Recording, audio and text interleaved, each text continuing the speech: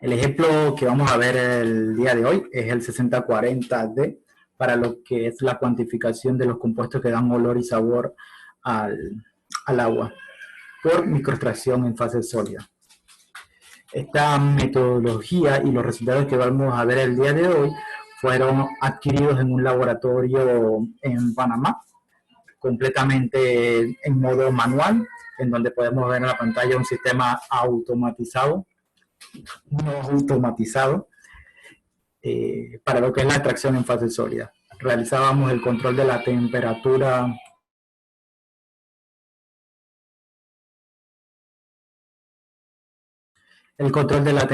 mediante un bloque de aluminio.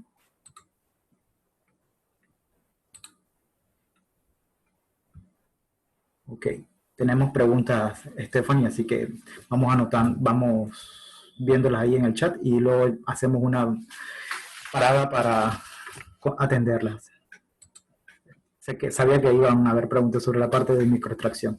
Bien, entonces el método es utilizando una fibra en donde se extraen los compuestos y luego se disuelven en el inyector del equipo.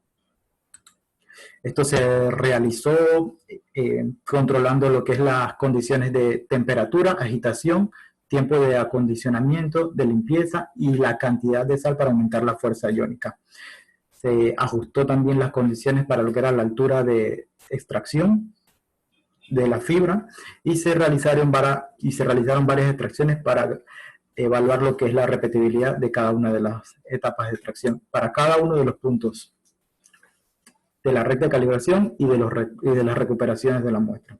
El método consiste en colocar 45 mililitros de muestra en un vial de 60 mililitros, agregar una cantidad de cloruro de sodio, y este cloruro de sodio es pureza grado trazas. Se agregaba dependiendo de si era una muestra o si era un patrón. Se agrega una cantidad del mix de geosmina y soborniol, se agrega una cantidad del estándar interno, que es el IBMP, se ajustó la temperatura de calentamiento a 6.5 y un tiempo de acondicionamiento de 20 minutos. Todo esto garantizando un calentamiento homogéneo con un bloque de aluminio. Se ajustó la altura de la fibra para garantizar que la extracción se realizaba en el espacio de cabeza. Y el tiempo de extracción fue de 35 minutos, tanto para muestras como para patrones. En este caso, van a ver en la pantalla en estos momentos que hay unas concentraciones de 10 nanogramos por litro. Y el equipo que vimos hace un momento es un instrumento tipo GCMS cuadrupolo sencillo que tiene una cantidad de años interesantes. El nivel de concentración que están viendo en este momento en su pantalla no es incorrecto. Cuando se trabaja con microextracción en fase sólida, se pueden modificar los niveles de concentración en los que normalmente se trabaja en un equipo analizador de masa tipo analizador de masa sencillo. Así que la especificación que normalmente se encuentra o se percibe como un agua de consumo humano y que normalmente uno describe como olor y sabor a tierra, es por la presencia de los compuestos isoborniol o geosmina. Para que esto se perciba y uno mediante el sabor y olor, una concentración de alrededor de 5 o 10 nanogramos por litro. A partir de esos valores de concentración ya se comienzan a percibir esa sensación de olor. Por eso el rango de concentración es tan bajo. Y se hace este ensayo en combinación con la poderosa capacidad de lo que es la microextracción en fase sólida.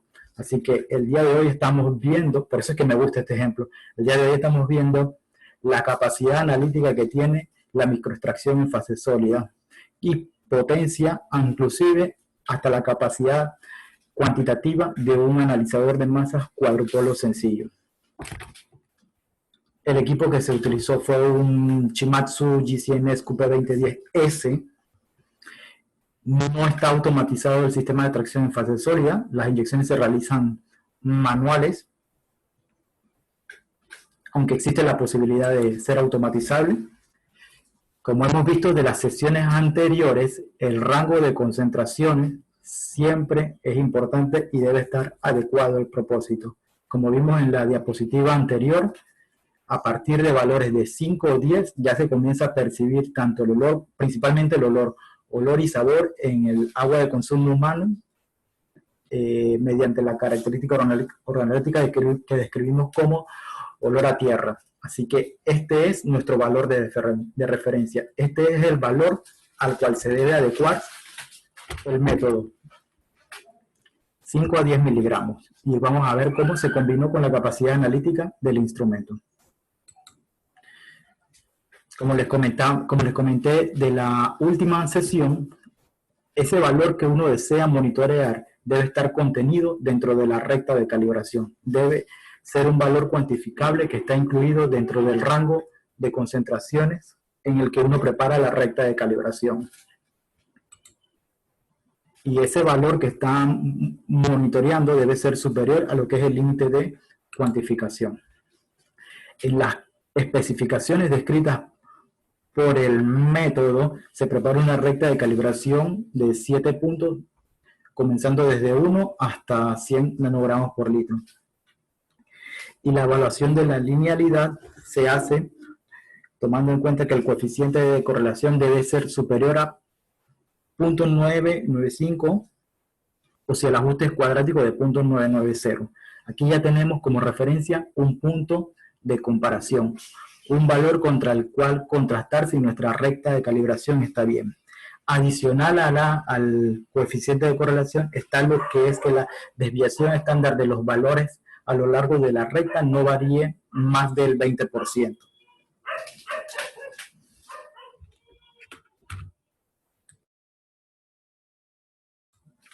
Y por otro lado, el límite de detección del método que se debe al menos aspirar a reproducir oscila por 1.6 a 2.3 dependiendo del compuesto.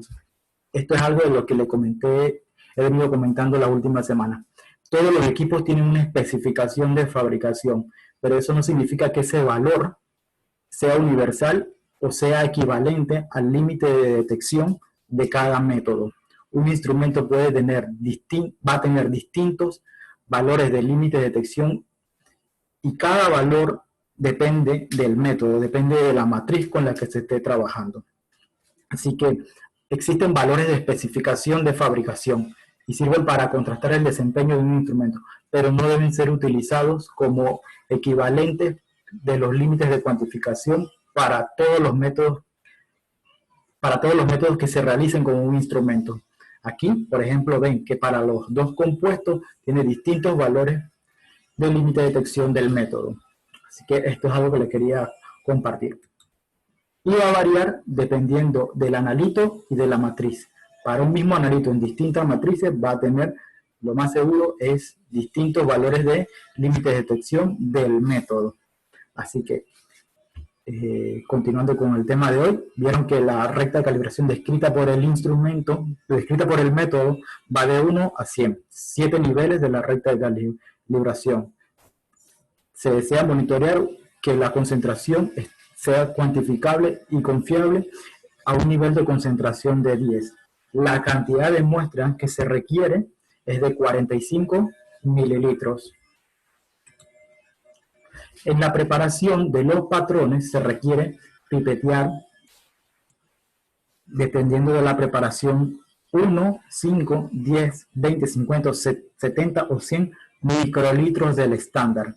Pipetear 1 microlitro de algo es muy difícil, y más si está en solvente orgánico. Por lo tanto, esta es una de las primeras modificaciones que se le hizo al método. Obviar lo que es el primer nivel de concentración, el valor de 1. Estos son los 3 compuestos y en estos momentos, no les dije al principio, pero me gustaría que tuviesen a la mano algo para escribir y les voy a pedir a aquellos que tienen el software a mano instalado en su computadora que anoten los números CAS que ven en la pantalla, tanto para el compuesto geosmina, 2-metiloisoborniol y el IBMP. La presentación en unos minutos se las voy a colocar en PDF en el chat para que la puedan descargar. Y estos números les estoy pidiendo que los anoten, ya que los vamos a utilizar para la práctica de función de búsqueda en la base de datos. Se puede buscar comparando, se puede buscar por peso molecular, se puede buscar por nombre, pero el número CAS es el número inequívoco de un compuesto. Así que esa para mí es la herramienta número 1 de búsqueda para confirmar que su base de datos contiene el compuesto que usted desea buscar, porque todo depende de la base de datos que tenga. Las bases de datos existen de distintos tipos. Hay unas especializadas, hay unas muy generales, tan generales que no van a funcionar muy bien para lo que son laboratorios que tienen búsqueda de compuestos muy específicos. No existe una base de datos que tenga todos los compuestos. Existen bases de datos especializadas y las más generales contienen una gran cantidad de compuestos bastante sencillos, y todo depende de la base de datos que tenga cada uno en su equipo. Bien. Números CAS para lo que es la parte de búsqueda, la parte práctica en la búsqueda en el software. Los tres compuestos que estamos viendo que forman parte del método son geosmina, isoborniol y el estándar interno. En esta imagen ven el espectro de masas de la geosmina, y basado en lo que hemos visto durante las semanas, tomando en cuenta lo que es la selección de los iones, lo que quiero que evalúen es el espectro de masa y lo que hemos visto, lo que le he comentado a lo largo de la semana. Cuál es el pico base, cuál es el ion molecular, cuál ion es producto de un patrón isotópico, cuáles son los iones que realmente tienen valor cuantitativo, las intensidades y la relación con respecto al pico base. Para el compuesto geosmina, el pico base sería el de 112. Ese sería el ion que se utiliza para identificar. Y de las sesiones anteriores, les mostré un documento de referencia en donde indica que para cuantificaciones utilizando instrumentos tipo tándem se requieren mínimo 2 transiciones, y para instrumentos tipo analizador sencillo se requieren al menos 3 iones. En este espectro de masa hay que elegir 3 iones que se van a utilizar para la cuantificación. El método de referencia solamente indica 2, así que ya ahí va contrastando algo de diferencia contra lo que les he dicho, contra lo que dice cada método.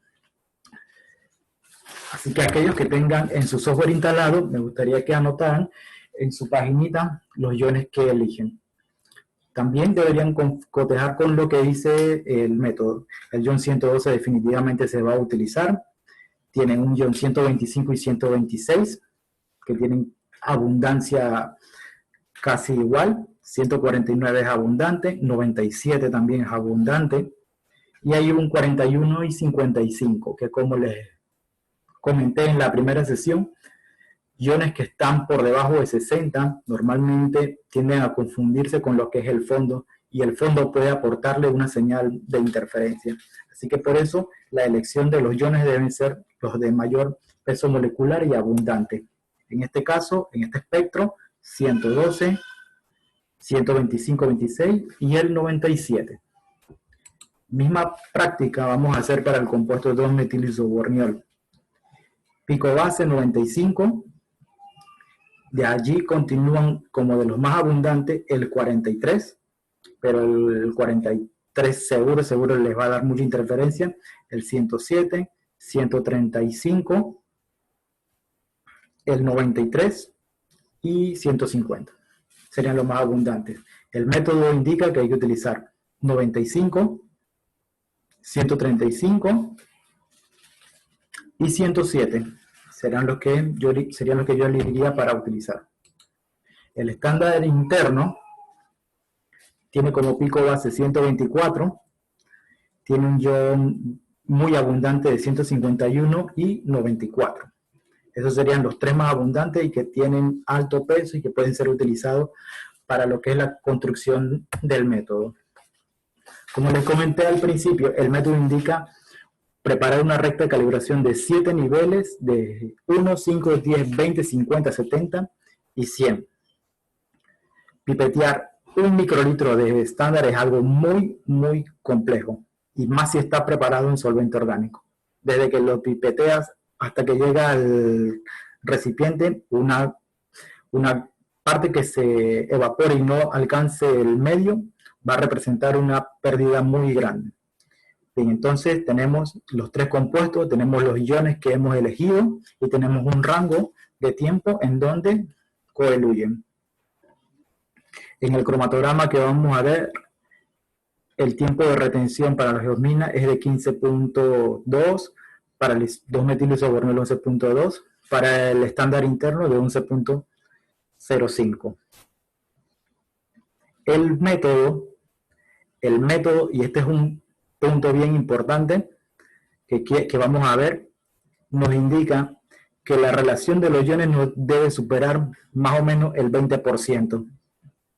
¿Qué pasa? Y quiero que hoy vean qué pasa cuando la abundancia de ese ion es de menos del 20%. Si un ion tiene una abundancia del 15% y su tolerancia es 20%, él va a ir desde 35 hasta menos 95. Y ya eso es un valor que se sale de. Su tolerancia es un rango más grande que su tamaño. Así que eso va a pasar en los datos que vamos a ver el día de hoy. Esta relación de iones es algo muy importante que se debe tomar en cuenta a la hora de decidir si es o no el compuesto que se está buscando. Esta es la tabla que les dije que habíamos visto como referencia en las presentaciones anteriores. Instrumentos con resolución a la unidad y capaces de generar espectros con iones. Se seleccionan 3 iones como mínimo, una identificación, 2 de referencia. Instrumentos tipo tándem, 2 transiciones, 2 iones productos que vengan de una transición. Y la relación de los iones no debe ser superior al más o menos al 30%. En el método que vamos a ver el día de hoy tiene su propia especificación, 20%. Esto para mí es importante, ya que cuando se va a introducir información en el software que viene desde un método, desde un artículo o desde distintos tipos de literatura, no hay una forma estándar de redactar la información, pero se debe introducir siempre en el software.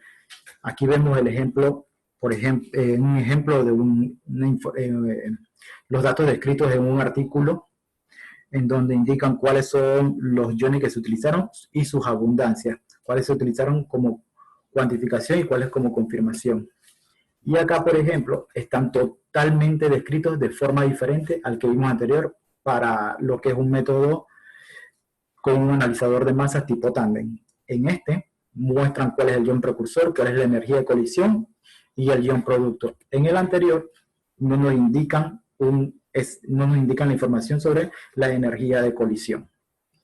Así que por eso para mí es muy importante saber cómo extraer e interpretar la información para luego alimentar un software. El software que vamos a utilizar el día de hoy es de control para los instrumentos de la marca Shimadzu.